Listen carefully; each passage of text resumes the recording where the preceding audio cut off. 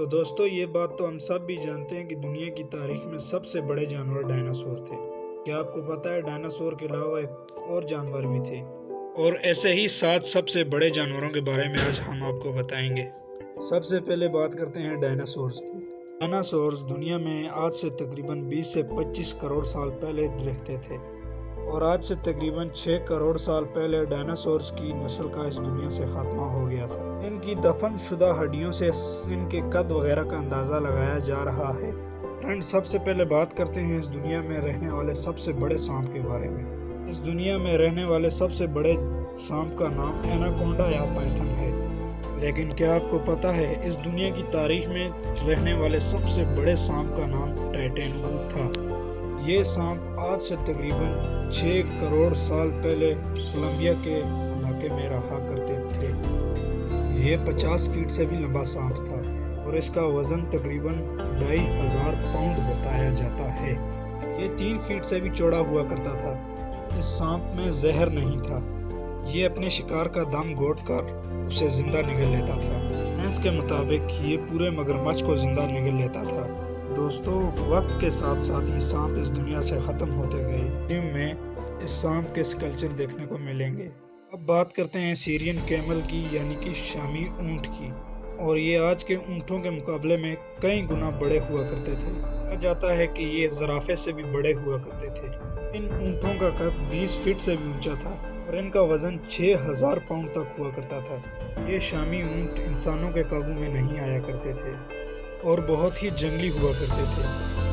Science نے اس اونٹ کی ہڈیاں تلاش کر لی ہیں، وہاں سے انہوں نے اس اونٹ کے قد کا اندازہ لگایا۔ سائنس کا یہ بھی کہنا ہے کہ انسان اس اونٹ کا شکار کیا کرتے تھے۔ یہ اونٹ آج سے تقریباً 1 لاکھ سال پہلے اس زمین پر موجود تھے۔ سائنس اس اونٹ کے بارے میں جاننے کی کوشش کر رہی ہے کہ آخر اس اونٹ کی نسل کے ساتھ ہوا کیا، یہ اچانک سے کہاں غائب ہو گئے۔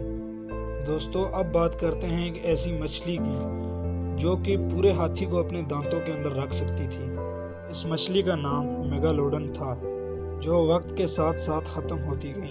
یہ مچھلی 52 فیٹ تک لمبی ہوا کرتی تھی اور اس کا وزن 1.5 لاکھ سے 2 لاکھ پاؤنڈ تک تھا۔ دوستو، اس کے دانت 7 انچ تک لمبے ہوا کرتے تھے۔ دوستو، جیسا کہ میں نے آپ کو بتایا کہ اس کے جبڑے اتنے بڑے ہوا کرتے تھے کہ سائنس کے مطابق یہ پورے ہاتھی کو اپنے منہ میں رکھ سکتی تھی۔ یہ مچھلی اور دوسری مچھلیوں کو کھایا کرتی تھی۔ یہ مچھلی آج سے تقریباً 20 لاکھ پہلے سمندر میں موجود تھی۔ دوستو، کئی لوگوں کا تو ماننا یہ بھی ہے کہ یہ مچھلی آج بھی گہرے سمندر میں کہیں نہ کہیں موجود ہے۔ اور دوستو، اب بات کرتے ہیں دنیا کی تاریخ کے سب سے بڑے مگرمچھ کے بارے میں۔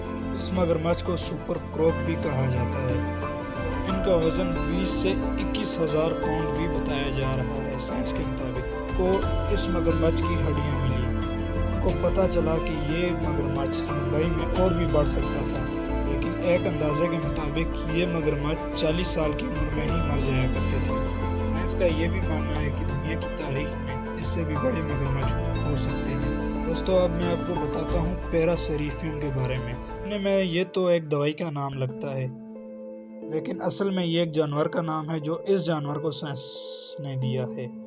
یہ جانور کروڑوں سال پہلے افریقہ میں رہتا تھا۔ اس کا قد تقریباً 30 فٹ سے بھی اونچا ہوا کرتا تھا اور اس کا وزن 33,000 سے 44,000 پاؤنڈ تھا۔ یہ جانور درختوں کے پتے کھا کر زندہ رہتا تھا اور زرافوں کی طرح ہی درخت کے پتوں سے اپنا گزارا کرتا تھا، لیکن اس کا وزن زرافے سے بھی کئی گنا زیادہ تھا۔